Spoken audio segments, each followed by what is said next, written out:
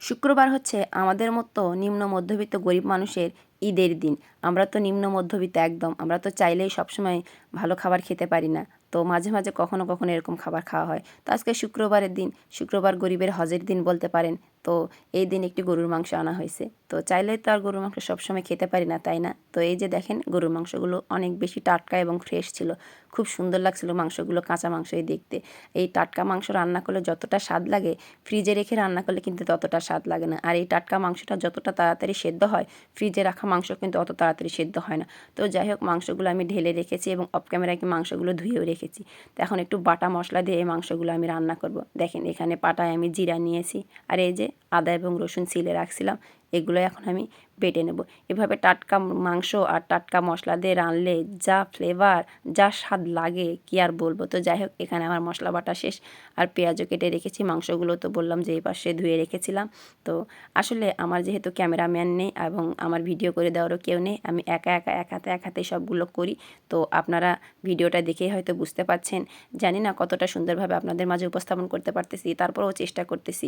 কারণ এই ভিডিওগুলো আমি আমার নতুন পেজে দিই। আমার নতুন পেজে সেরকম কোনো ফ্যান ফলোয়ার নেই, কয়জন এই ভিডিওটা দেখবে তাও জানি না।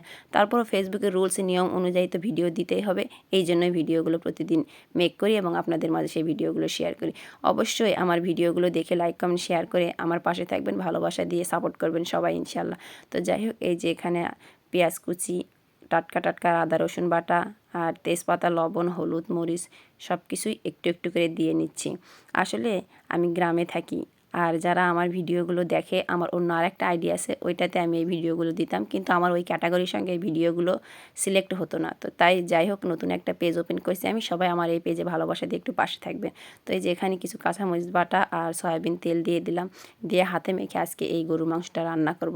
আমি বেশিরভাগ সময় হাতে মেখে এই গরুর মাংসটা রান্না করি, কখনো মশলা কষিয়ে সেভাবে রান্না করি না, কারণ হাতে মেখে গরুর মাংস রান্না করার স্বাদটাই একটু আলাদা হয়। তো যাই হোক এখানে খুব সুন্দরভাবে উল্টে পাল্টে আমি মাংসগুলো মেখে নেব। এখানে পুরো 1 কেজি মাংস আছে। তো 1 কেজি মাংস তো আর আমরা একবারে খাবো না, তো রান্না করতেছি এটা অর্ধেক খাবো আর অর্ধেক রেখে দেবো। ওই যে বললাম আমরা একদম নিম্ন গরিব মধ্যবিত্ত মানুষ, সবসময় তো ভালো মন্দ চাইলেও খেতে পারি না, তাই না? তো যাই হোক আমার হাতে খুব সময় কম ছিল, অলরেডি 12টা বেজে গেছে, শুক্রবারের দিন ছিল। তো এই জন্য আমি মাংসগুলো এই যে প্রেশার কুকারে দিয়ে দেবো। এই জন্য সব মাংস প্রেশার কুকারে দিয়ে দিয়েছি, আর হাত ধুয়ে এখন একটু পানিও দিয়ে দিচ্ছি এখানে।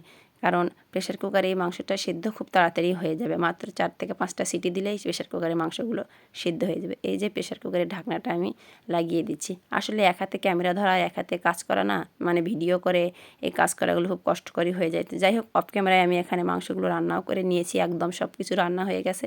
আর আপনাদেরকে তত ভিডিও দেখাতেও পারিনি, এত ভিডিও দেখাতে গেলে ভিডিওগুলো অনেক বড় হয়ে যায়। আর আমি যেহেতু কাজ করি এবং কাজের ফাঁকে ফাঁকে ভিডিওগুলো করি, আর তাই সুযোগ সুবিধা হয় না যে আপনাদের মাঝে সমস্ত ভিডিও শেয়ার করব। কারণ এখন মানুষের ধৈর্য খুবই কম এবং সবাই এই ভিডিওগুলো এত বড় বড় ভিডিও দেখতেই চান। আমি জানি না কজন এই ভিডিওটা দেখবে, কিন্তু ফেসবুক আমার অর্ডার রেগুলার ভিডিও দিতে হবে, তাই আপনাদের মাঝে সেই ভিডিওগুলো শেয়ার করি। যাই হোক আমার আজকের ভিডিওটা এখানেই শেয়ার করলাম। ভিডিওটা কেমন লাগলো অবশ্যই কমেন্ট করে জানাবেন। ভালো থাকবেন সবাই, আল্লাহ হাফেজ।